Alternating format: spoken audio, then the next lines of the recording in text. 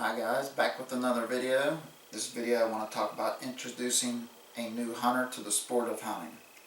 Whether that new hunter happens to be your kid, maybe your nephew or niece, or maybe even your girlfriend or your wife. When you introduce a new hunter to the sport of hunting, it probably started at the target range. Chances are you were out at the range, you brought them along to try a little bit of target shooting, and they liked it. They enjoyed going and they wanted to go again. And before you know it, they start asking questions about hunting. Well, that's the time to start considering maybe getting that person their own rifle.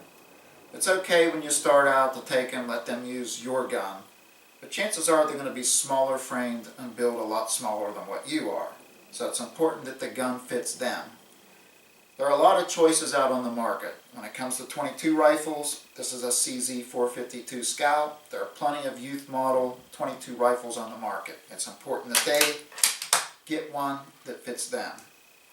When it comes to bigger caliber rifles and deer rifles, this is Ruger's Model 77 Compact in .243. As you can see, it's also built for a smaller shooter. There are lots of models and makes of youth size deer rifles on the market also. So one of the reasons you want to get a smaller gun is the smaller person will handle it much better, and that translates into being able to shoot it more accurately. If they have a big gun, they're lugging that thing around the woods, they have to take maybe a shot offhand or maybe from a rest. When that rifle's big, they can't handle it as well. It's waving around, they can't control it. But with a small rifle, they will do much better. Consider yourself. If you were to take a gun that was way too big and way too heavy, how accurate are you really going to shoot that gun? Now, when I started my kids, they started with BB guns and air rifles, and they graduated up to .22 rifles. Now, it's important when you take them to the range that they have fun. And sometimes when you're shooting paper targets, after a few sessions, that does get a little bit boring. So you want to find reactive targets, something that will react when it's hit. When you're at a range, you could find lots of empty shotgun shells. Sometimes you could find the wads, sometimes pieces of clay birds. Sometimes if you set those up in a line and challenge the new shooter to see if they can maybe break or knock down each target with one shot, and then challenge them. Sometimes that makes it interesting. It makes them concentrate more on hitting what they shoot at. And that will go a long ways in being an accurate shooter. Once you get that new shooter interested in hunting, maybe you don't have the time to spend at the range or the ammunition to spend at the range. Well, there is an alternative. What you need to do is invest in a couple snap caps. Now, these are replicas of shells for various calibers that you put in rifles of the same caliber. Now, it's very important that you stress safety to the new shooter so that they realize that this is not a live round, because you don't want them loading live rounds and thinking they're doing some dry fire practice in your home. But with dry fire practice, you can do this any time of day or night. You don't need to drive to a range to do it. All you need to do is tape a target to the wall, set back, aim at the target, squeeze the trigger. What these snap caps do is prevent damage to your firing pin in your rifle. But with dry fire practice, it teaches a lot to a new shooter because they don't have to worry about recoil or the sound. A lot of new shooters are very sensitive to the sound and recoil, and it will make them flinch. So with this, they can shoot round after round 100 times. It costs you very little except for the initial investment. It costs you very little for ammo, and they could get lots of practice that way. Now, once they do enough dry fire practice, it will get boring. So to make things interesting, what you can do is get a poster board, tape some pictures of deer and maybe some other game animals to the poster board, zoom the scope in on the rifle so that it looks like a real live sight picture of being in the woods. And they can shoot at pictures of deer on the wall. Makes it a little bit interesting for especially youth hunters or adult hunters that are new. It makes it interesting for them. That's the key in keeping good practice, is to making things interesting and not boring.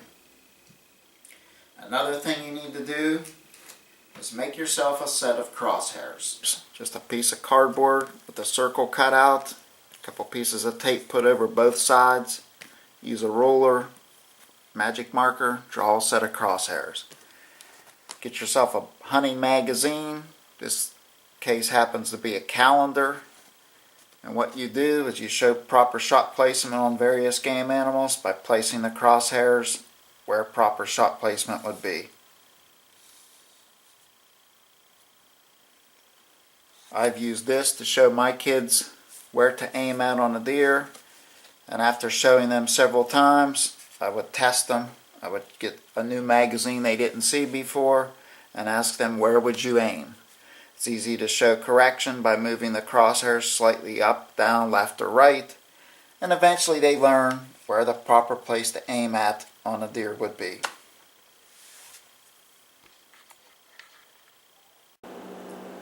Dry fire practice does contradict a lot about what new shooters and new hunters have learned about gun safety. So this is something that really needs to be supervised and explained to the new shooter. In addition to target practice and dry fire practice, you also want to teach that new shooter or hunter how to steady their aim better in the field, such as using a sitting position, maybe resting off a tree or some other kind of obstacle, a fence post. You want to teach them how to properly hold that gun and steady their aim so that they can make a better shot. Now when it comes to hunting, squirrel hunting is the perfect game animal for a new hunter. A lot of times during squirrel season, the weather is very nice. It's very comfortable, it's warmer, it's not that cold, and usually you see a lot of squirrels when you go out, and they will have several chances. And I found when I took my kids squirrel hunting, everything that they learned at the range translated into a good day at the field. Kids learn to be patient, to sit back and wait.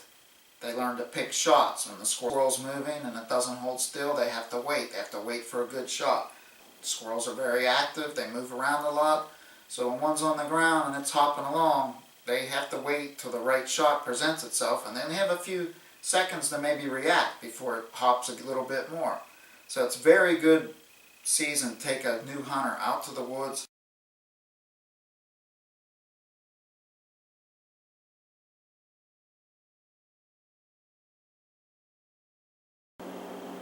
Now when you take a kid to the target range, or your wife or girlfriend, you want them to be interested in shooting.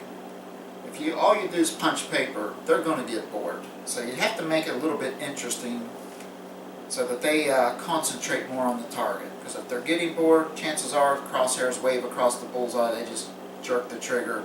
They're not learning to shoot accurately.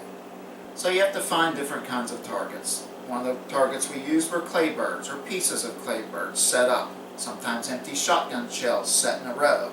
Sometimes I would challenge the kids to see if they could knock all 5 of them down without missing. When you do things like that, it makes it interesting. It makes the new shooter, new hunter, want to try to concentrate more to hit the target. Another thing I did was I would tie an empty pop bottle onto a fishing line, and I would string this fishing line around a post, and I would stand behind them. When I'd reel in the fishing line, the target would move across the range. One of the targets I used was Hot Wheels cars. Kids were at the age where they were starting to hunt and losing interest in Hot Wheels cars. So it was very fun to set up a Hot Wheels car at 100 yards and let them try shots at it with their deer rifle. And it made them concentrate a lot more, and they would hit them. And they were very interested in seeing what kind of damage happened to the Hot Wheels car.